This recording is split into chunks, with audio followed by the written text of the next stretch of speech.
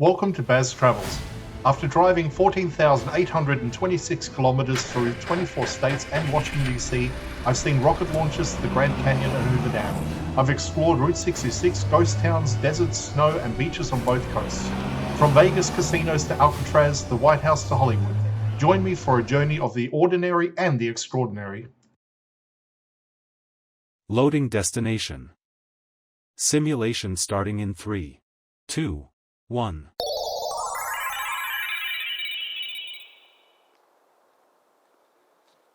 To look around, move your phone or tablet. Click and drag if on a computer or move your head if using a VR headset. Please like and subscribe. The Manitou Cliff Dwellings operate today as a privately run attraction, and that becomes obvious as soon as you move beyond the dwellings themselves. This is not a minimal or understated site. It is a fully developed visitor experience built around access, interpretation, and volume. The attached museum plays a central role in that experience. It focuses on tools, pottery, weapons, and everyday objects associated with ancestral Puebloan life. Displays are designed to be immediate and visual, prioritizing recognizable artifacts over deep academic explanation. The goal is orientation rather than exhaustive detail. Many of the items on display are replicas or representation pieces rather than objects excavated directly from this location. That distinction matters. The museum is not positioned as an in-situ archaeological collection, but as an interpretive space meant to give context before or after walking through the dwellings. Information is delivered efficiently. Short explanations, diagrams, and labels provide enough background to understand what you're seeing without slowing visitor flow. This keeps people moving and prevents bottlenecks, which is important given how popular the site is. The gift shop is unusually large compared to the size of the dwellings. It functions as a major part of the operation rather than an afterthought. The range is broad: books, replicas, jewelry, souvenirs, and educational items. The scale reflects how many visitors pass through daily. Commercialization here is overt, not subtle. The site doesn't try to hide that this is a business. Revenue from ticket sales and retail supports maintenance, staffing, and preservation, but it also shapes how the place is presented. The experience is curated to be accessible, repeatable, and efficient. What's notable is how controlled the movement is. Visitors follow through defined paths, moving through spaces in a set order, and exit through retail. This is standard for private heritage attractions, but it contrasts sharply with unmanaged archaeological sites elsewhere in the southwest.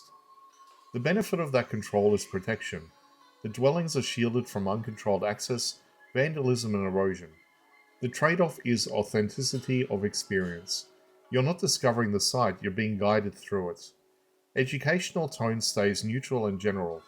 The museum avoids debates or contested interpretations. It presents widely accepted information without diving into the unresolved questions about migration, abandonment, or cultural ownership. This approach makes the site approachable for a wide audience, including people with little background in Southwest archaeology. It also means deeper complexity is intentionally left out. The Manitou Cliff Dwellings today exist at the intersection of preservation, education, and tourism. The museum explains just enough. The gift shop sustains the operation. The dwellings remain the focal point, but everything around them is designed to support throughput. Understanding this modern layer is important. What you're seeing isn't just an ancient site, it's a carefully managed contemporary experience built around something much older. That doesn't diminish the dwellings themselves, it explains how they've been kept accessible for decades, and why this place looks and operates the way it does today.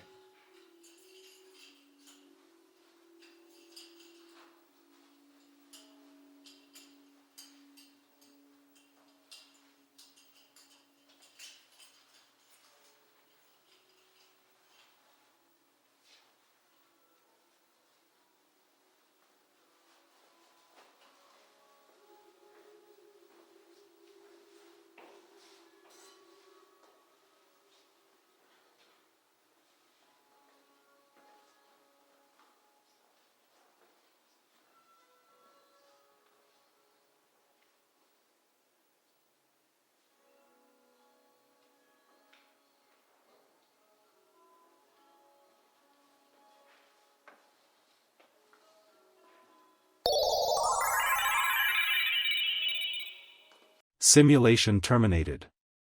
Please comment, like and subscribe.